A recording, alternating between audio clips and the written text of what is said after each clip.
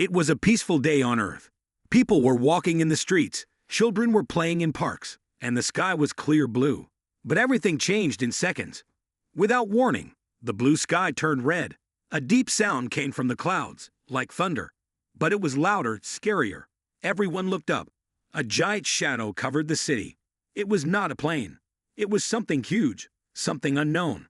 A massive spaceship slowly came down from the sky. Its surface was black and shiny, covered with strange lights. Then more ships followed, filling the sky. People screamed. Cars stopped. Phones stopped working. The world stood still. News channels started showing the same thing from all over the planet. Giant alien ships above every big city. Then came the message. Every screen, every speaker, every phone repeated the same cold voice. We are the Zarnak Empire. This planet belongs to us now. Surrender or be destroyed. People were in shock. Some cried. Some ran. Others just stood frozen, not knowing what to do. World leaders tried to talk, but the aliens didn't care. They had come to take Earth by force. In one small village, far from the city lights, an old man looked up at the sky. He didn't run. He didn't speak. He simply walked into his small house, opened a box under his bed, and took out a strange key.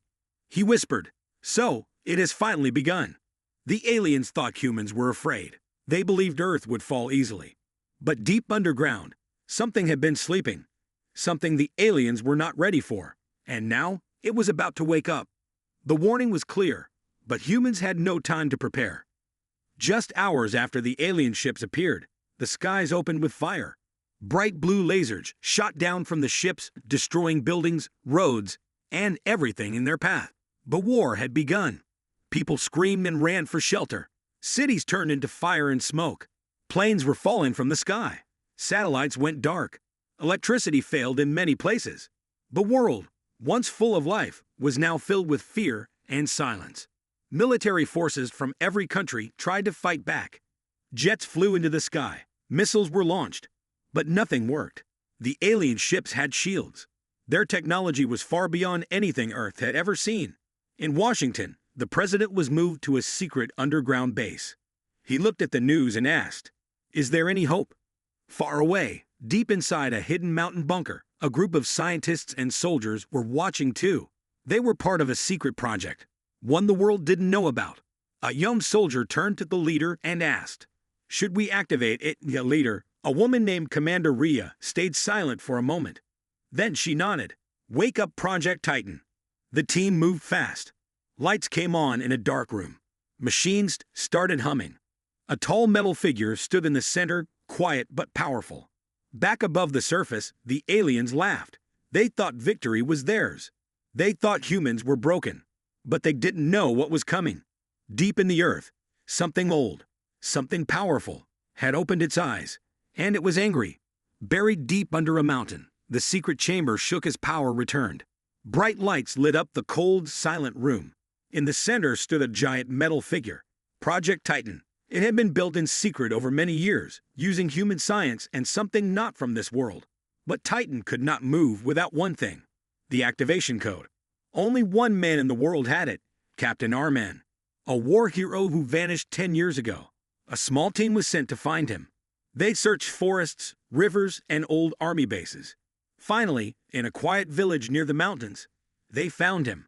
He looked older, tired, but his eyes were sharp. "You want me to go back?" Arman asked, his voice calm. "The world needs you, sir," one soldier replied. "The aliens are destroying everything. Only Titan can stop them." Arman stood silent for a moment, looking at the sky. Then he reached into his coat and pulled out a small metal chip. "Let's bring it to life." Back at the bunker, Arman stepped forward. He placed the chip into a slot on Titan's chest. A loud hum filled the room. Titan's eyes lit up. Bright red. The walls shook. The giant took its first breath. "System online. Mission: defend Earth," the machine said in a deep, powerful voice. The team watched in silence. For the first time, there was hope. Humanity had something strong, something ready to fight.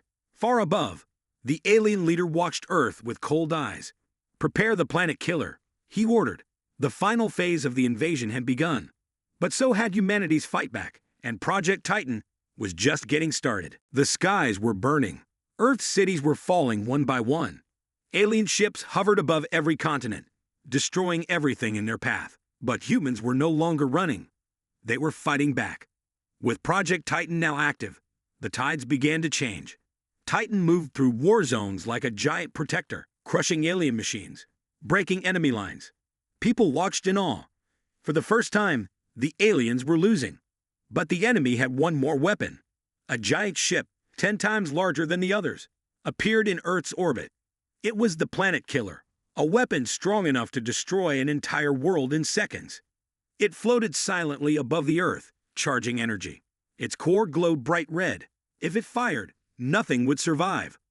World leaders panicked. "We need to destroy that ship," one shouted.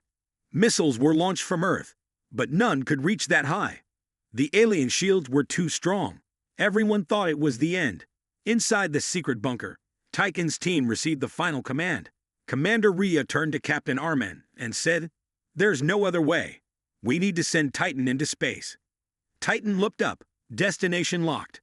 But there was one more secret, something hidden inside Titan. Long ago, humans had discovered a small alien artifact during a deep space mission. That artifact was placed inside Titan's core. No one knew what it really did, until now. As Titan prepared to launch, the artifact began to glow. It changed the robot's body, gave it wings of light and speed never seen before. Titan wasn't just a machine anymore. It was something more. The aliens had sent their strongest weapon. But humans were sending a legend. High above Earth, near the edge of space, Titan flew straight toward the giant alien ship, the Planet Killer. Behind it, the blue planet looked small and fragile. In front, the enemy ship looked like a floating city made of steel and fire. Inside the alien control room, the enemy leader watched Titan's approach. He smiled coldly. One machine. That's all the humans have. But Titan was no ordinary machine. As it got closer, alien ships rushed to stop it. They fired beams of light, missiles, everything they had. Titan dodged them with impossible speed, its new wings glowing brighter with every move. One by one, enemy ships exploded in the dark sky. Back on Earth, people were watching from screens, holding their breath. They knew this was their last hope. Inside Titan, the ancient alien artifact activated fully. A hidden weapon opened from Titan's chest.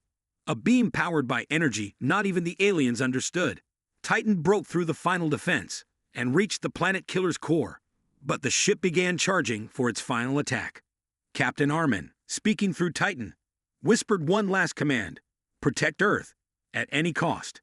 Titan flew straight into the core, releasing the full power of the hidden weapon. A massive explosion lit up the sky, brighter than the sun. For a moment, there was silence. Then, slowly, the pieces of the Planet Killer began to fall. The enemy ship was gone. The alien leaders screamed in rage, but it was too late. Without their strongest weapon, the alien army began to retreat. Earth was saved. People cheered, cried, hugged. They had survived the end. No one knew if Titan had survived the blast. But one thing was clear. The aliens declared war on Earth. But they never expected what humans did next. And the final battle was about to begin, in space.